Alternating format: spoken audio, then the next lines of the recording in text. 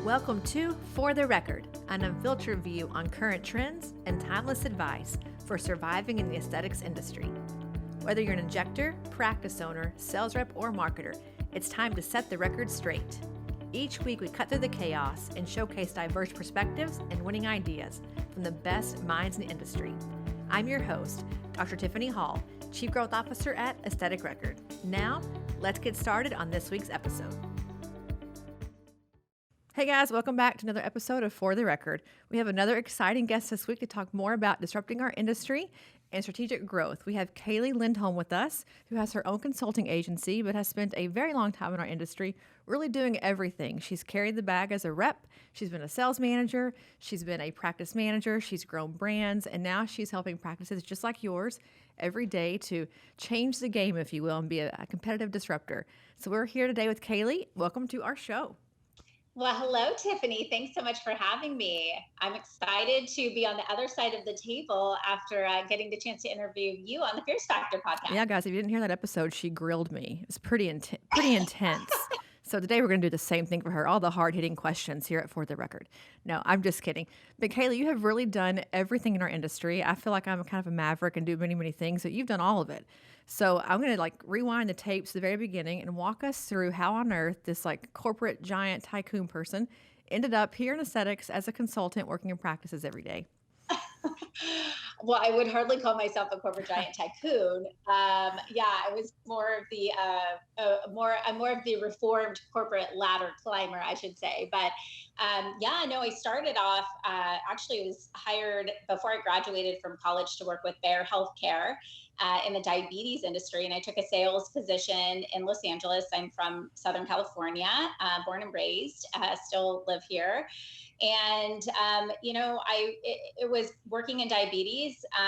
It was one of those types of environments where working with Bayer, I learned a lot about corporate structure, big Fortune 100 company, I believe. I also learned the nuances about dealing with insurances and with doctors who didn't really have the ability to treat patients to the best, give them the best care that they could and recommend the best products and services and medications, because they had to, have insurance coverage. And through that process, as I was dealing with those frustrations, I got a call from someone in the aesthetic industry saying, you should come over to this company. They're launching a skincare line. And, I was like, what's aesthetics? I didn't even know about that. And they said, it's all cash pay. Everybody, all the doctors will just, buy from you. You can sell skincare, whatever. And so that was it, and I fell in love. I started working for a company to launch a skin lightening product. And then I saw the laser reps making a ton of money, and I decided I want to sell capital, and then, moved my way into a director role. And I think, got to that point and was like, I really had always had an entrepreneurial spirit and wanted to start my own thing. And 6 years ago, I started KLC Consulting and really took my marketing degree and just the, collection of experiences that I had and launched my business. And about a year and a half into that, I had a client who was a young plastic surgeon who was looking to really expand and build a non-surgical division and a wellness division. And he asked me to step in as a managing partner with him. And so I went from really, the rep manager side, working with practices, to the side of running a practice. And I learned that, hiring team and building really systems and processes in this small business, in particular, where the business owner is also the service provider, is very different than what I had learned on the corporate side. Yet I had a lot of experience to bring to the table over there. And I thought, gosh, there's a lot that I could offer to aesthetic practices at scale. And so about a year and a half ago, pre-COVID, I launched the Pop Aesthetic Leadership Academy. And I'm the founder of, my company, KLC Consulting, and this academy, where we really are on a mission to help aesthetic practices build, deeply satisfying, lucrative, freedom-based businesses that stand the test of time, and really help these aesthetic providers. So learn how to run their business and learn what it's like, doing the things that maybe they hadn't learned the skills, in medical school to do. And that's what I do today. So I have a team, and we're a virtual team and have clients all over the globe. Well, that's a lot to unpack, Kaylee. I think I need to take a second and digest all that you just said because there's a lot of stuff. But I find it interesting for people who have carried that. We say carry the bag, obviously. Those of you who are listening who are not a sales rep, we say that in our industry, you carry the bag. I think when you're in practices and you are selling them things, you get to see the good, bad, and the ugly. I can remember working for Galderma selling filler and Dysport and different things, and you would hear everything. You would hear things that would make you almost I don't know, your skin would crawl, and some of it, and then you'd be sad, you'd be happy, like all the emotions. And I come from a very corporate America background. I've worked for Walmart as a vendor, Fortune 1s, Fortune 5s, much like you did. And you see things and think, oh, if I could just bring you structure, or if I could just help you with this one little thing. And so I know that coming from a sales rep role, actually doing it yourself, like actually getting to see it come full circle must be like oddly satisfying, if that's the word to use. But as I think about that, going into practices, how do people decide to work with you? You've done all these things and you're out there, pop leadership and different things. How does the practice say, gosh, I really think I should bring Kaeli on? Like, what is the moment in their mind that you tend to see is like, I need a second person to come in and look at this with fresh eyes and help me fix my business? Yeah. Well, it's interesting because, you say, is it gratifying, carrying the bag and coming from the sales rep side? And I thought I knew more than I really knew, because you can quickly identify when you're working, let's say, with 150 practices, and you see the ones that are excelling versus the ones that are struggling.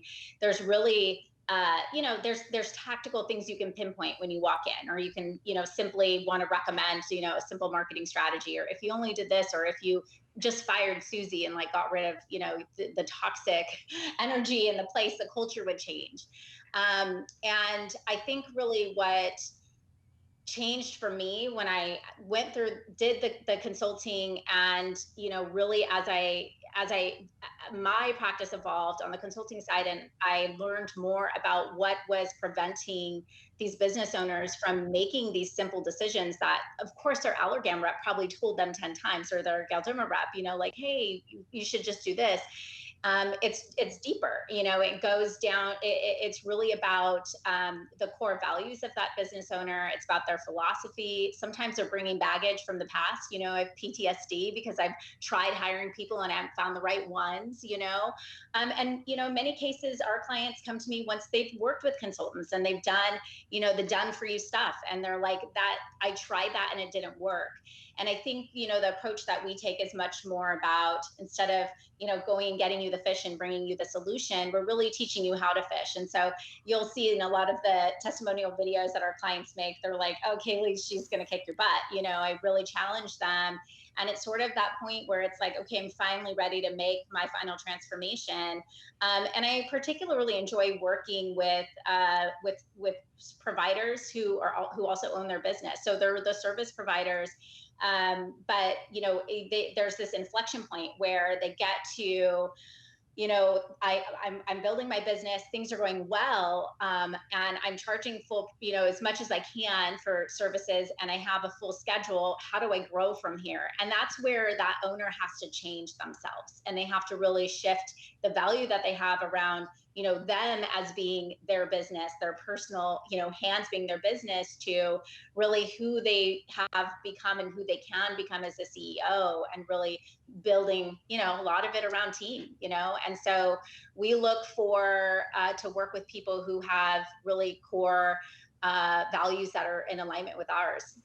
When you use the word advisor, like on your site, you have like strategic advisor. And I love the word advisor because consultant sounds, in many cases, as you know, there's a connotation to that that's not always positive, because to your point, they've gone through two other folks before they end up coming to you. They've already been burned, or they've thought they've wasted money, whatever else has happened. And I like this idea that you're really partnering with them along the whole journey, because to your point, as I look at practices, obviously we have, a few thousand in our system. There is this inflection point where they're doing it all themselves. They are the pie maker, the pie shop owner, the marketing person, the janitor. And like one day they look up and they say, we can't grow and I can't keep working this hard. I've got to scale to another person. Like, people are like children. One is one, two is a million. That second person coming on changes the business drastically. A second location might as well be a different universe or different planet. And I think we underestimate coming in as a sales rep, to your point, or even the outsider looking in, like, oh, it's just hiring another person. But you have to onboard. You have to get them into your culture. Are they selling enough? Are you going to look at how their performance metrics look after the first quarter, make decisions to fire them? Like, it becomes, as a person who runs a business every day, as you do, I look at things that are easy, quote unquote easy, and it's like, yeah, but I have a million of them. A million easy things is still a lot of hard stuff. And it's like, it's death by a thousand cuts, you know? So I hear what you're saying, and I think what you're offering is really important on the leadership side. Because as you're talking about pop leadership, all the things they're doing on the leadership component, I think about people who are looking at business skills. Like they are married to, I've got to go out and learn finance and accounting and marketing. But you're focusing on the other part, sort of the higher level layer to say, how do we lead our business? So take us through that part, because I feel like that's a place to soft skills, if you will, the intangibles that people forget to think about or invest in as they're learning on their entrepreneurial journey. What's funny is, the finance doesn't matter, the, marketing doesn't matter, all of the things don't matter, how good your processes are do not matter if you don't have the skill sets to really make the right decisions in your business. You talk about all the things, part of that is focus, and some of the things that we talk about are really building, it's not building a business, it's building an ecosystem. It's, starting with who do you have on your team? Who do you want to work with? Who is worthy of, supporting you in that process, be it financing, be it marketing, and I think that it's not a matter of like, these doctors are being taken advantage of. I think that there's just not enough education, or quite honestly, accountability for them, like a personal trainer to say, look, it doesn't matter.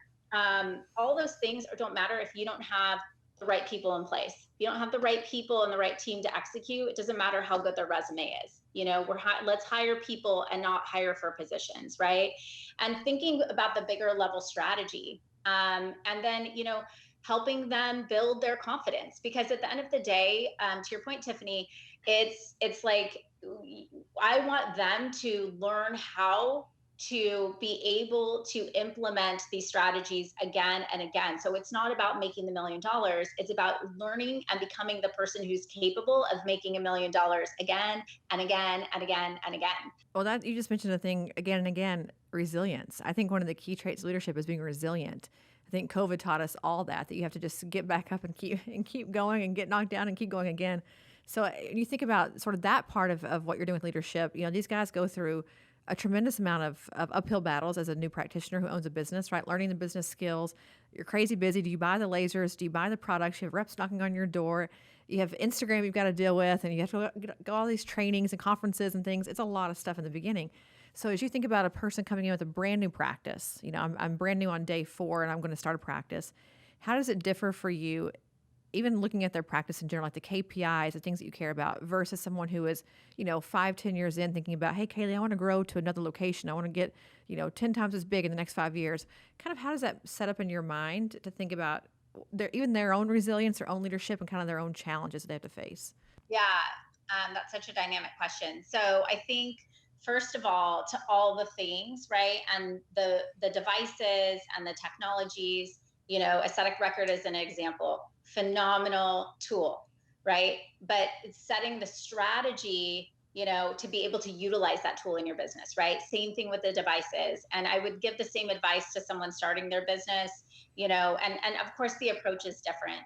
But, this is where POP, our academy is called POP Aesthetic Leadership Academy, which stands for Practice Optimal. And that's sort of insourcing your own approval and insourcing really the answers, because we all have what we need, right? It probably already in your practice, and the answers are there. So I think it's setting the stage for what you want in life. And one of our key philosophies, our core philosophies, is that your primary KPI should be pleasure. It should be your happiness. Wait, hold on one second. Everyone, did you hear that? Let's just say that one more time. That the primary thing you should think about pleasure and happiness. Who has been happy in their business lately? Because it's not me. I'm so stressed I'm going to die. But that is a shocking thing, Kaeli. Everyone write that down. Right. But that's the point. And that's what, what I would what I'm hopeful to be able to teach really, young entrepreneurs who are looking to start out. And you know what? I've been there and I've had to develop myself and learn sort of on my own path. And so I feel worthy of, giving this sort of advice on top of, helping hundreds of clients achieve this. And, I think that if we're only looking at the financial elements of our business, is that a healthy business? If you're running ragged, you have, no, you don't have time for your family, you don't have time to travel, you don't have time to do things that you love, and that's different for everybody. Some people want to absolutely spend 100% of their time working in their business. So then the question is, okay, you want to be in your office from, 8 to 10 every day, 7 days a week. Great. How do we help you make more money and do that? But I have yet to meet, or we have yet to work with a client who's come to me and said that. Most of the time, they're really thinking about how do I get to do what I love every day, but in a way that, how do I become fulfilled and do these things, take care of my patients, make an impact, but also make money and build my financial wealth, my long-term wealth and my nest egg and my legacy, and build my autonomy and influence in the marketplace. And that starts with, what business do you want? How much do you want to work every day? And then we reverse engineer how to make that happen. Making money is easy when you have the strategy set in place. Then we plug all the rest in, right? So strategy, then we start to put the processes, and all of the marketing and all of that stuff comes later. But, it starts with being really clear about what your goals are, and then learning how to implement, establish, and hold other people accountable to those, as you move through your business and as you advance. We had an entrepreneur on a few weeks ago who started a med spa that's grown into a pretty, a 5 location chain in a few years. She's like, Tiffany, if I could do it again, would I have done it? I don't know. I would have just worked in someone else's practice. It's so much work. I mean, she was like, she's actually going to talk about this at our conference. Like, having known what I know now, would I do the same thing again? I don't know the answer. Like, it's, hindsight's 2020. But it brings me to the idea of what you're saying is like, to love your business and to find joy in it and happiness in it and still keep doing it year after year. It's, it grows and changes just like we do. It's every year's a different year here for me at AR. I'm sure it's the same for you at KLC. So I'm learning that as well. But you're at our conference. You're going to be speaking at our conference on a workshop track and also on our business track. And your workshop that you're going to be giving, for me, is very compelling. I want to go sit in it because you talk about this idea of like high value activities and using your time, using your resources in a very specific way to grow your business. I am not good at that, Kaeli. I'm terrible. I want to do everything. So I'm like the worst delegator on planet Earth. If you guys know me, that's very true. But that part of what you're offering to me, if I took away nothing else from dealing with you, working with you, learning from you, would be how do I find out as a practice owner what is a high value activity? Because I think it's confusing. Is it my HR? Is it my device person coming in? Is it my event planning? What is a high value activity for me as a practice owner to make my business thrive long term? Yeah, I mean, we can simply look at the numbers, and it's a matter of, really defining one, what you enjoy doing as a provider, and what also brings in, what brings the most revenue, and how do you make that profitable for your business, and then you focus. And I think that's where a lot of people get distracted. They don't have the patience and the make some one thing work and then move on to the next thing. And so they start trying another thing. And then, it's sort of halfway doing all these different initiatives, routinely. And this is, I've seen this with my corporate clients as well. It gets more challenging the bigger your business actually gets. But we're running this campaign and then this marketing and this, and then we're going to introduce that device. And then, oh, they said that there's demand for this. And at the end of the day, it's about staying focused. It's about identifying, where can you absolutely make the most impact as a human. Most of the time, I see our clients fall off. It's, well, I want to oversee this, and I'm going to actually, maybe I'll pick up the phone, or I'm going to call every patient back, or I'm going to, have my hands in all of the numbers, the bookkeeping, or things that could be delegated to people who could do those jobs that are lower value activities, right? Where you could be spending your time, if nothing else, putting content out, making YouTube videos, if it's not simply your hands-on patients. And so, so we have a process that, we'll go through in this workshop to help you identify specifically, okay, how do we know what are high value activities? And, once you have clarity, then you focus on those so that you can show up at, on the rusted edge, and really, I'm big on state, and how, you talked about, oh, I have too many things and I feel exhausted. And I think, the best time for me when I'm most productive and when I see our clients being most productive, it's when they're this in the state of this relaxed confidence. It's where they are really clear about what they want to accomplish. They show up, they know they have enough time for that. They're not overworking, they're not overcommitting themselves, and they're not under recovering, and that comes with staying really focused and clear on, your the things that you need to be doing, but also your guiding principles, what your mission, your vision, your values. And that's the stuff we're going to be talking about. And ultimately, by knowing those, like, look, I know that, I am only going to work with people who fit within this or have this philosophy, right? And anybody else who comes into my ecosystem, like, let's use an example of someone that's like, I want a discount, this is like an elementary example, but, you know, no, this is my value. This is what I'm going to charge. And if you're going to ask me for a discount, you're probably not somebody who's going to appreciate my brilliance and, the work that I'm willing to do to help you achieve a result. And so we're not going to be the right fit together. And when you help your team understand, who we work with, these are our goals, this is, how we do things around here, and you're really staying committed to that and not squirrel, let's do that, oh, well, let's add that device, let's add this, let's add that.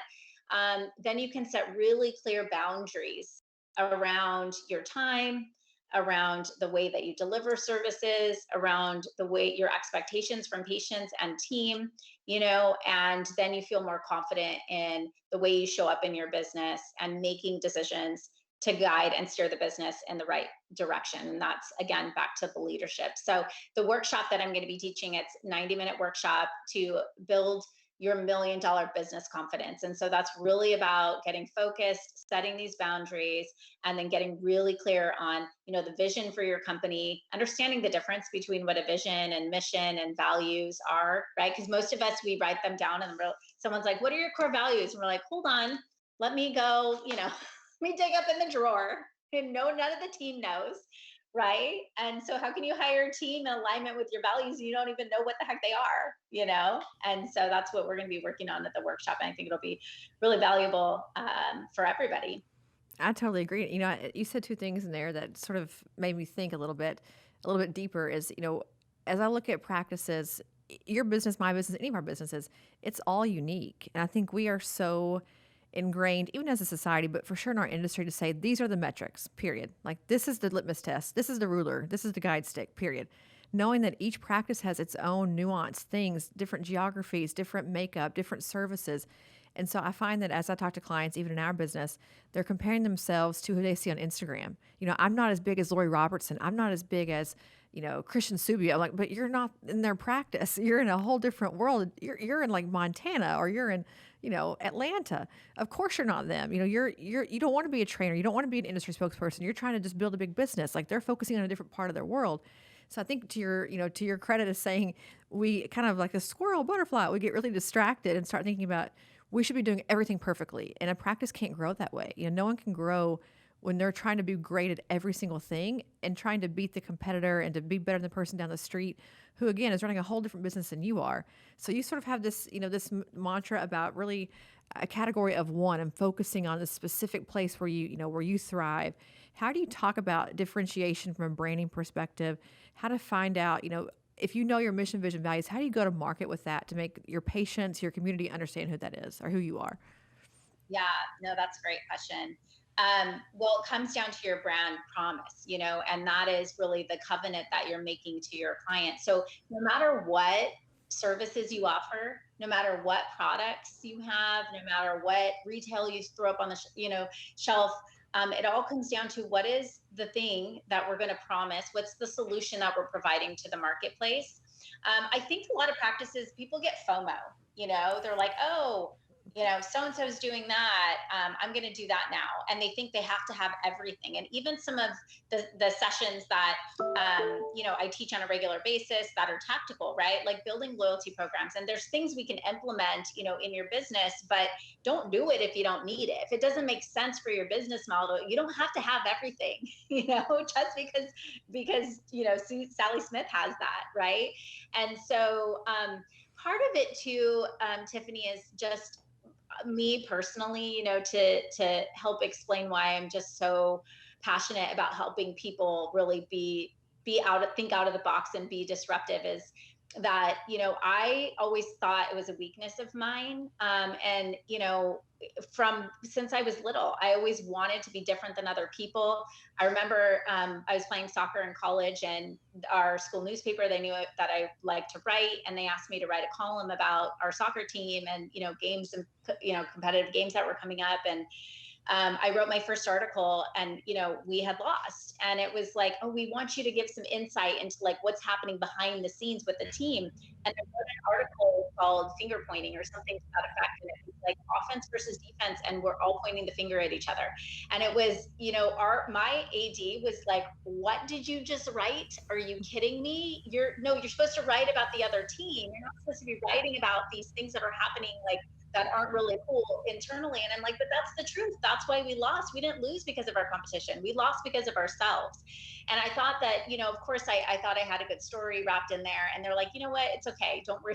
You don't need to write the article, And that really carried into corporate, where I was like, I remember sitting around a table, and it wasn't the company, it was the leader again. And I remember sitting there when I, first had been promoted into this, director role, and I'm representing half the country for a brand new product line.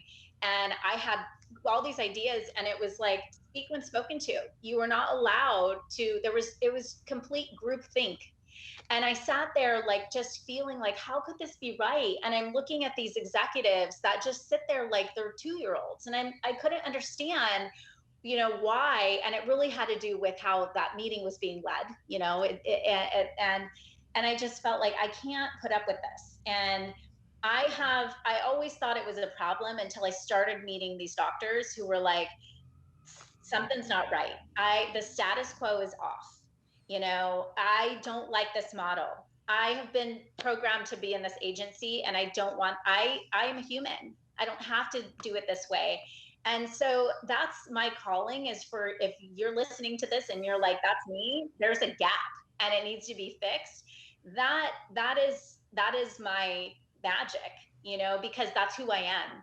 And I think that that's where innovation happens. I think that's where growth happens. That's where creativity happens. And I think we need people that think differently, and so not everybody likes that, but I'm going for it, and that's who I want to be. And that's who I want our clients to become. Well, I love the authenticity of what you just said, because I have been vilified my entire life for being different. People, things they don't understand, they're scared of. We know this. I mean, look at, people with brilliance and genius. People are scared of them because they're different. They're not the normal. And so, not that I'm one of those. Boy, I wish I was. But my point being that people who, when things are not easy to understand, they're scary and they back away. And so I think, to your point, the groupthink is a safe place to be, especially in a place that's growing so fast. Our industry is growing at an exponential, rapid, crazy rate. In 20 years, we have become, a specialty bigger than those that have been around for hundreds of years. We have thousands of practitioners adding, into our mix every single month, if you will, even maybe every single week. We're launching products like crazy. And so I think in many cases, to keep up with the speed of innovation of our industry as a group, people kind of snowball in all together. Like, well, if Kaeli says to do it for somebody else, it must be a good idea for me too. I think it's almost like a safe zone to be in. But to your point, there's a lot of danger in that. And as I see the people who are making a lot of strides in the industry, making waves, doing some disruptive things, their candle burns out far later in life, because they keep doing things that are unique and different to get attention and, to make themselves be relevant and to add value to the industry, not be another Me Too thinker. And so I love the idea of like a category of one or a class of one, because every practice has a chance to totally change the game from their existing, town, city, state, whatever it is, Well, just to your point, a few different things. Go out on a limb a couple times. Take a few crazy risks that are calculated, obviously educated decisions. But you can be a big disruptor in this industry because there is a tremendous amount of FOMO, or go with the, I should say, go with the flow, but go with whatever the charted territory is. Do what is it, Robert Frost, the path. When the path splits, to go the other way. Guys, listen to Kaeli. Be different. Be unique. Yeah, and I think you're right. The industry, because there's a lot of, and I have to give our industry credit too. Big manufacturers are really trying to provide a lot of support and help practices grow. But I think sometimes there's a saying I use, it's hard to see the label from inside the bottle. And I think sometimes people don't recognize, they don't know what their genius is or their differentiator factor, their it factor. But when you work with somebody that, we help them identify that and build strength, and build confidence behind it and come out with just certainty and excitement about being who they are. I think sometimes they're like, I don't know what's different or not different. I'm just trying to keep up. I heard people want this, so I'm going to market this, And so we're really just teaching strategies, really back to becoming a leader, in your business, but also a leader in your market by embracing and leaning in and focusing on those things that sort of make you off, that are a little different. Well, one of the things I think about when you say that is Groupon, and I won't go into like the hotbed of topics of Groupon, but there are practices who make Groupon a profit mecca. Like, they have learned how to use it, how to upsell. It's a cost per acquisition for the practice that's cheaper than going to pay per click. And they get CEOs, they get, Fortune 1 leadership people to come in on Groupons all the time, and they're turning it into big money, big dollars. But then I hear people also say, Groupon's terrible. It's for the bargain basement, practices. It's whatever you make it, right? Groupon is one of those examples. Like, it is whatever you make it. If you want it to be that, you're going to niche it to that and make it that in your practice. If you want it to be an opportunity, you're going to make it that. Like, it's whatever choice you want to make here. Is a glass half full or half empty? So I think, we see this manifest itself in many ways. Even in my own business, I see things all the time that I'm like, gosh, Tiffany, you bonehead, you should have done this the right way in the beginning and not been so stubborn about it. And you would have made the mistake that you made. So I think we all do it. But to our industry credit with the manufacturers, I just want to hit on that really quickly. As a person who carried the bag, you don't get to differentiate. You're not allowed to do that from the FDA. You have to treat every single customer the same exact way, with the same messaging, the same opportunities, the same training. It has to always be the same. Like, they have no choice but to do groupthink because that's what the FDA mandates. And so, as you know, a lot of our industry partners, they're in these practices every day. In many places in rural areas where there's not a lot of, hustle and bustle, not a lot of Kaeli's out there helping. And their only connection as a practice to the, kind of to the bigger world is through their rep. So they're only seeing the world through the rep's eyes. They're not seeing it through what you and I might be seeing on this end, inside of the bottle, if you will. And so I think oftentimes, because the rep is only allowed to do a certain amount of things and only allowed to help a certain amount of, of ways, it sort of cascades to practices that all kind of start to operate the same way because they're only seeing this same amount of information. So, both good and bad for our manufacturers. But yeah, I think there's definitely a part of that that's from the manufacturing perspective. Yeah, no, I agree. And I can tell you, I have obviously, so, I'm a relationship person, and I honor and respect the relationships that I have been able to build on the corporate side. And I, will candidly have conversations with my rep and manager friends, with those frustrations, I mean, they're like, look, there's only so much I can do. My hands are tied, we can only say so much and help so much. And I mean, that's what's so great about what you're doing with Aesthetic Next, and so many, providers who are offering out of the box trainings and, teaching what they do. And I think that's, we can all come together and, really pay it forward. And that's my goal, in our leadership academy, is to build a community of like-minded, really big people who want to live big, and want the space to be able to do that, want to be around people who are going to lift them up and give them that, really that space to just if you can think it, let's help you make it happen, You're like a genie in the bottle. Make 3 wishes and you'll make them come true. I love it. Well, you touched on it. It depends on what they are. Exactly. I could think of a few right now, but you talked about, in essence, sort of our hands are tied. We can, only do certain things, but it brings with the word commoditization or commoditizing things. I think our industry, because we have grown so fast, things become commoditized.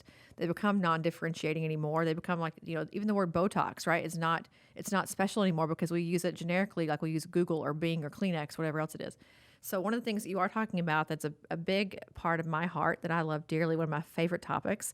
When you mentioned this talk, I was like dancing inside my soul. So you're going to talk about really beating out with commoditization, like taking that and throwing it out of the window and making it unique, making it your own for your practice. Give us some like quick tips on that. So we're going to come to the workshop and hear more, but give us some quick ideas about how to like knock out the commoditization problems. Yeah. I mean, that's sort of, yeah, I love that, to the point of a lot of our clients offer the same treatments and services. That's the reality. At the same time, there isn't really one modality, one treatment option that's really going to address all of patients' concerns, right?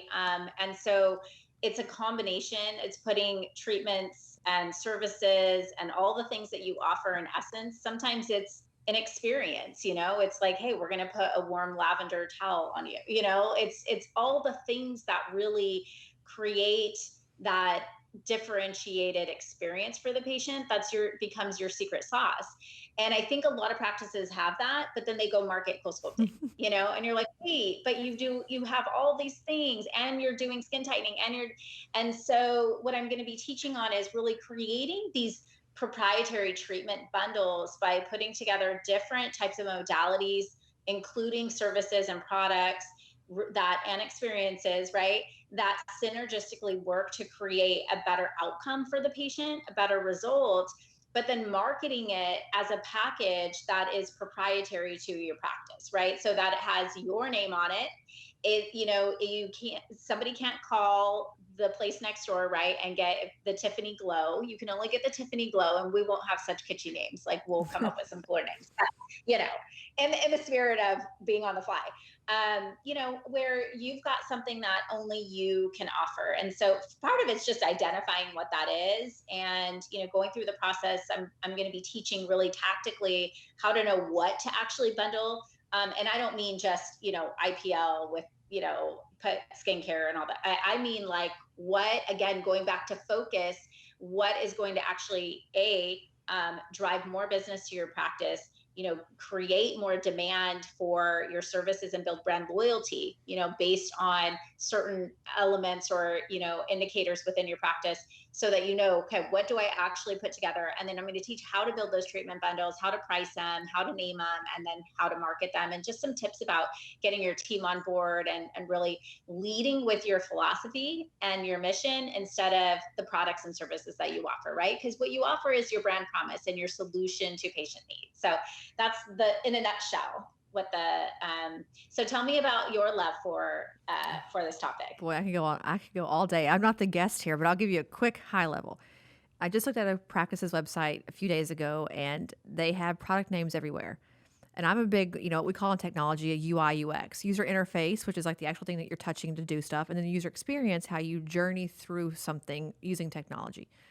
And I'm like, a patient coming in has no idea if they should be choosing Restylane Lift, Juvederm, Radius. They have every name in the whole company, in the whole world on this website. And the patient becomes a victim of analysis paralysis. They can't make a choice because, like, I should know this answer and I don't, so I can't come here.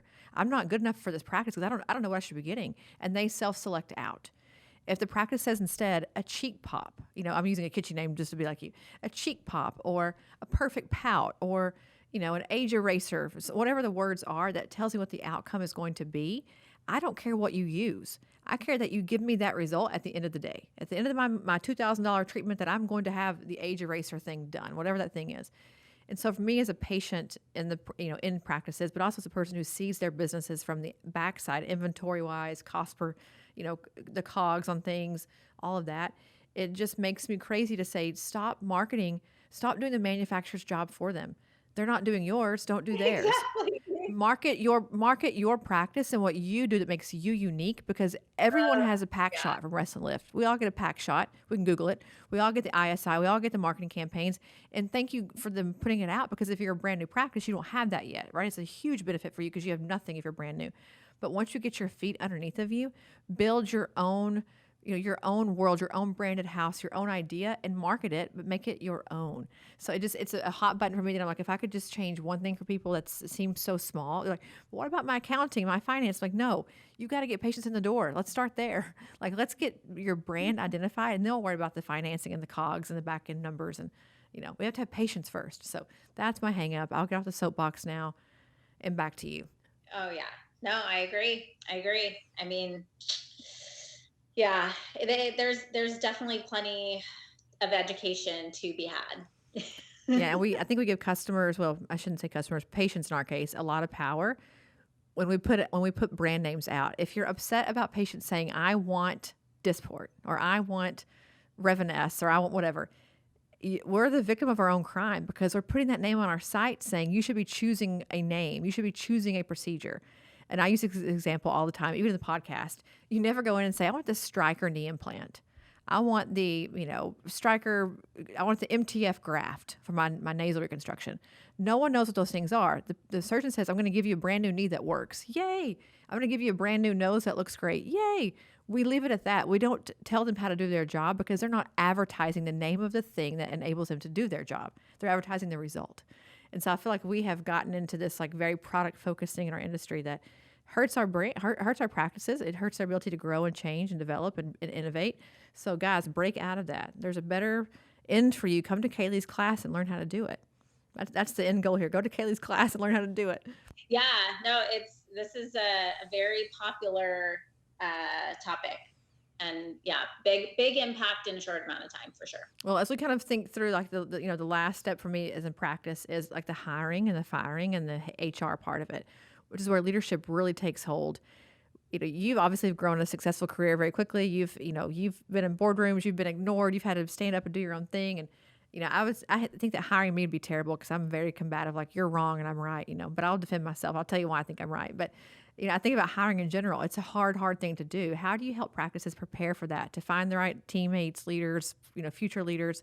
What is your magic sauce for recruiting and onboarding? Well, essentially it comes down, it all starts for me with people. That is, our philosophy is start with who. It starts with the team. If you want a world-class business, you got to be surrounded by world-class people. And so we don't hire for positions. We don't teach hiring for positions. We teach hiring people for passion and alignment with your vision and your core values. So it starts with knowing what those are, Tiffany. And I think, again, a lot of times we just start working, like our business goes. And this is why really the sweet spot to work with me is you've been in business 1 to 3 years, you know how to get patients, and you start moving along and you're like, okay, I'm awesome. And so I'm successful, but what the heck now? How do I scale this? How do I continue to grow and find people that can work in alignment with these values that I've built, right?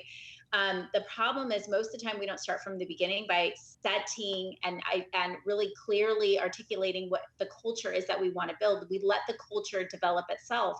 And so we hire Susie because we're like, okay, she's cheap. Someone knows her. She's available. $15 an hour. I can do it. We'll just see how it goes. Right.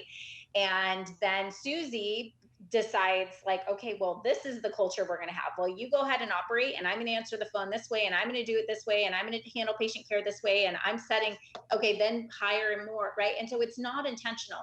All of a sudden, we're 3 years down, your business is booming, right? You've got patient flow, you've got revenue, maybe you're profitable. But then you realize you have these systems that are disjointed and out of whack. You have Susie who's bossing everybody around, and you can't hire more team members, right? And you sort of end up in this sort of like spiral of like, oh my gosh, I can't, and so it's really getting clear about who the person is, and then instead of worrying about their resume, you teach them how to do the job that you want them to do in the role. And so and when you plan ahead, in 6 months, I'm going to need this person because I've taken the work to like build my people strategy. I'm not rushing. I'm not getting, if you put an ad out on Indeed and get 200 resumes, you're the problem, not Indeed. Okay. If 200 people think that they are an applicant and a fit for your job and your business, you have not clearly identified the type of person that's going to be the right fit for you. Okay.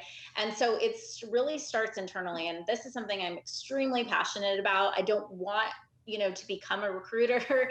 I have great friends that do that. I think their job's going to be easier. And I think if you do work with, anybody who's looking to help you find people, you coming to them with clarity around who the right fit is for your business, is going to make that a lot easier.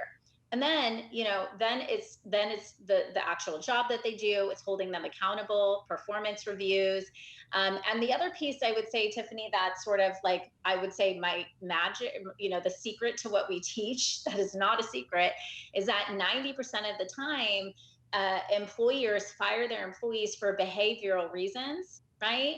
Not because they weren't doing their job, right? It's like, oh, she was a bad egg. She had a bad attitude. She didn't fit with the team. She was apathetic about this. She just didn't care enough. She wasn't on board with the new philosophy, or she's not, and so building a job description and job accountabilities and key performance metrics for responsibilities for those employees that include behavioral expectations as well as the tactical expectations. So we expect you to, convert this many of this, or answer this many of this phone calls, or respond to this many. And we expect you to have this kind of attitude and abide by our business manifesto. And this is how we operate. This is our culture. These are our values. If you're not living in accordance with our core values, you're not doing your job, And so we do a lot of that. It's a lot of back end stuff that we teach. Also a 4X principle, your employees should be producing 4 times profit, minimum, for what you're paying them. And so sort of like, what do we need them to be doing to be able to give them really clear direction about how they can help make the business money? And also it should be a win-win, and you pay them whatever they need to make to be able to produce 4X profit for you. End of story. It's not about the number. Yeah. You can see I'm passionate about that. Well, I have a disruptive, to use our word before, thought that's going to be hated by millions. And I wish there were millions who are listening to me right now. Is the idea of what you just said around behavior. So I do commission plan or compensation plans all day long for customers, consulting wise as well. I do them. And I have to, it's like nails against a chalkboard when I hear about commission. Oh, we pay them commission, straight commission on this, commission on that. And then in the same breath, like, but she has such a bad attitude. She's, we pay her a fortune, and she is she's not nice to her customers. She's mean to me. Like, okay, but you're rewarding her for all of that. You're paying her a ton of money in commission with no financial tie or performance review tie to her behavior. So you're saying to her, we don't care what you do here and how you act. Here's all the money. So on a commission plan, you forget about the performance, like the subjective measure of, are they a good human? Are they good for your practice? Are they good for your brand? Good for your patients? And so, first of all, I hate commission. I think it's not the right way to do it. It should be productivity based, and that's a multitude of metrics that all come together and converge into one formula, which I'm happy to help people with if they're curious about how to do it. But point being is that behavior matters as much as anything to me. If you have learning agility and you have the desire, I can teach you how to do the job. If you've got good intent in your, to say in your heart, for lack of a better word, and good intent for our business, and your vision aligns with mine, your goals, your character, I can teach you how to do the thing here, wherever we are, whatever the thing is. But that whole like mindset, propensity to want to deliver and perform, that's a different skill set than saying, can you do the thing or not?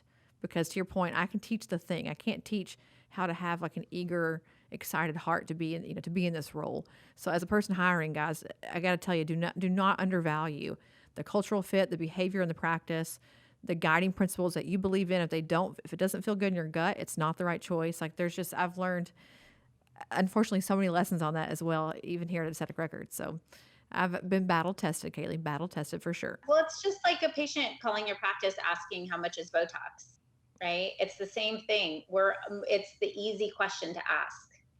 It doesn't mean that they really care how much it is. It doesn't mean that Botox is what they need, right? It's how do you handle that? And it's the same thing. I think we instantly jumped to assuming that a commission is going to motivate an employee, instead of doing the work to hire somebody who would be motivated whether they were commissioned or not, and then putting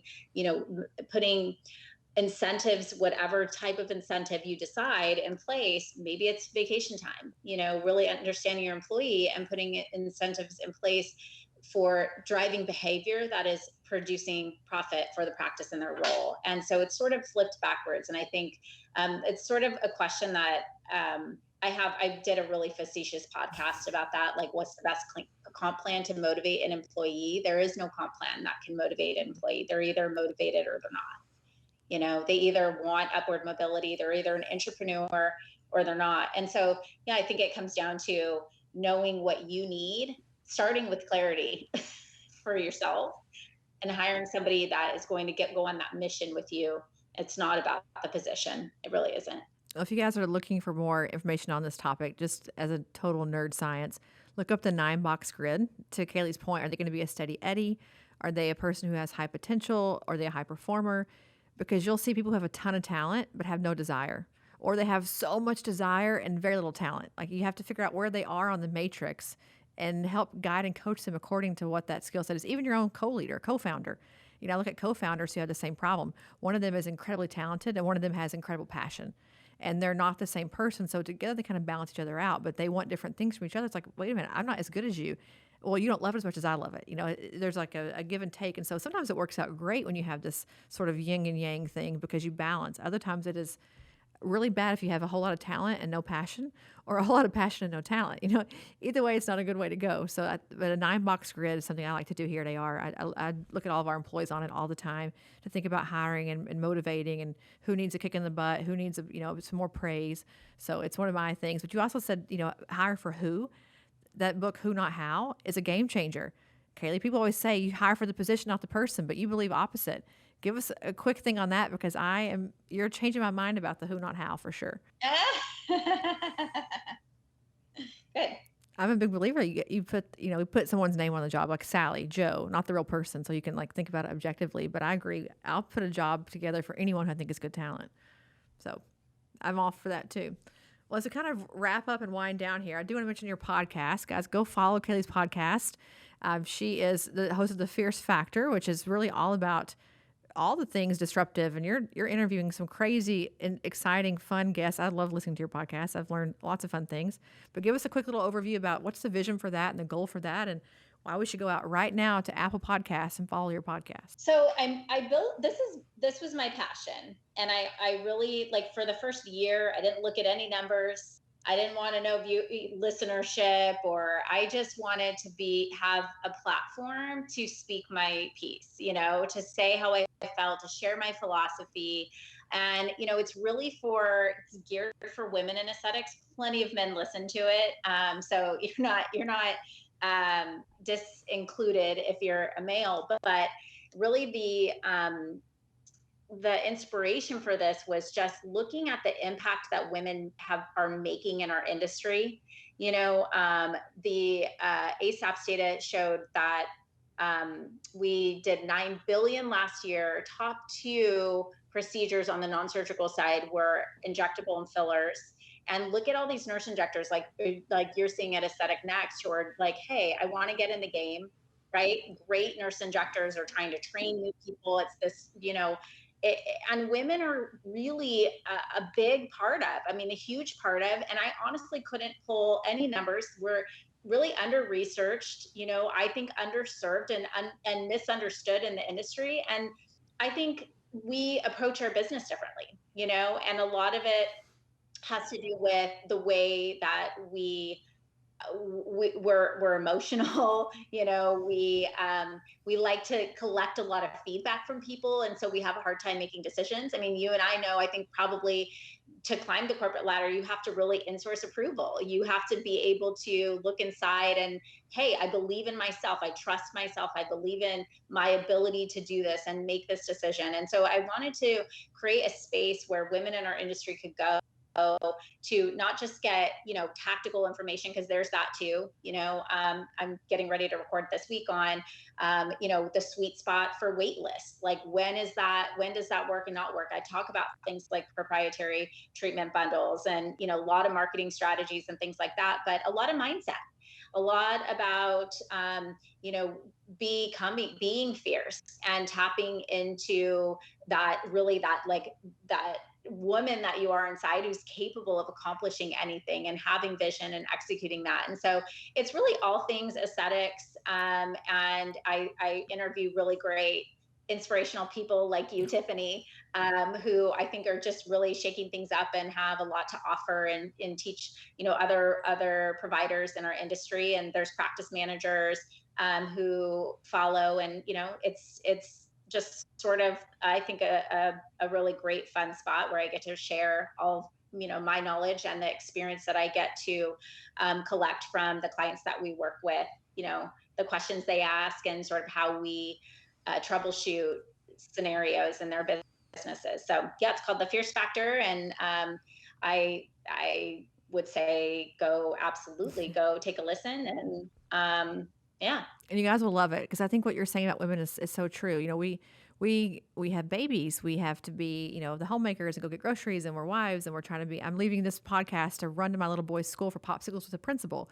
We're doing a lot of different things, and not that men aren't doing them too. I don't mean that, but our challenges often tend to be a bit different, because we're, a lot of us, we're emotionally compelled to do it differently than men, but we're translational, men are more transactional. There's so much research. My entire background, educational background, is on the research of these kinds of topics, and it's baffling to see. You can look at at wars, at all kinds of events in history, and see when women were in charge, men were in charge. Not because it's good or bad, but because it's such a different different aspect of it, or different change, different ideas. But there is a big part of that I think we as an industry, we are female proud. We are very female heavy, very female dominant. And we need a place to come and be together. I think is we laugh about on my end of this fence here about women supporting women. Like, we don't support each other. We talk about this all the time. Like, we hear it on phone calls. I'm like, yeah, but you went on Instagram and bashed someone else. Like, you say that like you're community, and we love women and we're supporting each other, and then you go in the same breath and do something really crazy. But it's because we forget that we're all in this together. I think at some level. So I think it's brilliant what you're doing, and I think people should be listening to it. If they're not already, go right now and click the subscribe and start downloading episodes, because you've got tons of them. You've got lots of fun ones too. I thought Lori Robertson was a great one. She was like race car driver, rock climber, trauma. She's amazing. I was so tired just listening. I was like, my God, I'm so tired just listening to her. But yes. Yeah, and also, you can have your listeners too. I send out, about a weekly email with freebie. I do all kinds of like free resources, and some sarcastic, laughy stuff, and fun and entertainment also, but, access to things like, the research I'm doing. So you can go, get hooked up with my podcast, some of my freebies, and get on my, subscribe for my list at klcconsultants.com/join. And then you have access to all of that there. So, and those freebies can turn into big money. I'd love to get a free download. All of a sudden, like, whoa, I just made a lot of money, or that changed our business and it cost me nothing. And then all of a sudden you're compelled, just like with the patients, guys, I'm compelled to now go to Kaeli for more things, because her free article, her free ebook, her free white paper, whatever it is, made a difference for my practice. And so sometimes, again, that Groupon could be a big one for you long term. I'll keep saying Groupon until I die over here. I just lost 15 listeners from saying the word Groupon twice in one podcast. But anyway, so what's next for you? Give us our final time here. What's the next big thing for you? Where's KLC going, and where do we see you next? Yeah, so we're just we're getting another high level expert coach, and growing our team internally to just really go deeper with our academy and continue to catapult success. We're on a mission this year to help 100 inspiring and intentional women cross the next $1 million milestone in their business. And so it's really just diving deeper into the curriculum and the thought partnership, the community in our academy, and just enhancing it and taking it to the next level. So we're all about, if you're 1 to 3 years into your business, you're at that point where you're like, hey, I'm busy. I want to, I'm looking for my mini me. I'm ready to take this, build a real business. And I want not just the tools, but the support, accountability, and community to help me do that and think big and realize my vision. Come over and check us out. And this will be the place to help you do that for sure. When's the next, you call it PopCon, right? Like Comic-Con, but PopCon. When's the next big event? Yeah, I decided not to do one this year because I didn't want to do any virtual. So we're going to do something next year, but it's going to be a little different. It's not going to be a big event. I'm actually moving toward smaller and more intimate, application only type of style events to get better. I think better accessibility to, I think sometimes it's, about who's in the room. And so we're making some pivots on that, but there will be one coming. So stay tuned. I love that. Building like a cohort, almost like a cohort of like little masterminds all working together. I think that's a genius idea. Thanks. Yeah, we're excited. Well, guys, you can see Kaeli for sure at Aesthetic Next in September, which is like in 2 weeks. Oh my goodness. Don't even say that out loud. Holy cow. She'll be in both our workshop tracks. She's a fantastic 90-minute workshop all about building your $1 million business confidence, about your brand, all the things discussed today.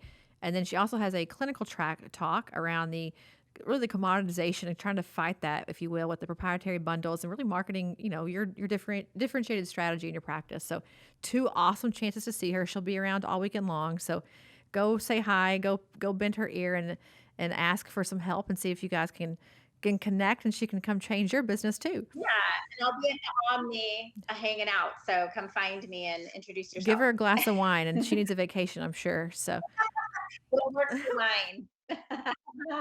Well, for the record, you have been a fantastic guest. You always inspire me to think more strategically and bigger and deeper and be better. So I appreciate the time with you today. And I look forward to seeing you in 2 weeks for sure. So again, give us your website one more time, your social media handle, how to find you, and also how to get to your podcast. So on Instagram, my handle is my name, Kaeli Lindholm, Kaeli, Kaeli.Lindholm. And then if you just go to the link there's that join link, klcconsultants.com/join. And you check out my podcast on all major podcast platforms, also through that link as well. And it's called The Fierce Factor. And thank you, Tiffany. And I'm excited to see you face to face in the IRL in September. I know. We'll see hopefully many of you who are listening as well. So give us, here's your virtual hug, but I'll see you live in a real hug in just a few weeks. So thank you again. And guys, we'll have another exciting episode for you coming next week. Thanks, Kaeli. Thanks for listening to another episode of For the Record. This podcast is not intended to provide legal or medical advice. It's for entertainment, education, and information purposes only. For more information on this week's guest or to get started with Aesthetic Record, email us at info@aestheticrecord.com. Be sure to tune in next week for more fresh perspectives on disrupting the status quo and surviving in the aesthetics industry.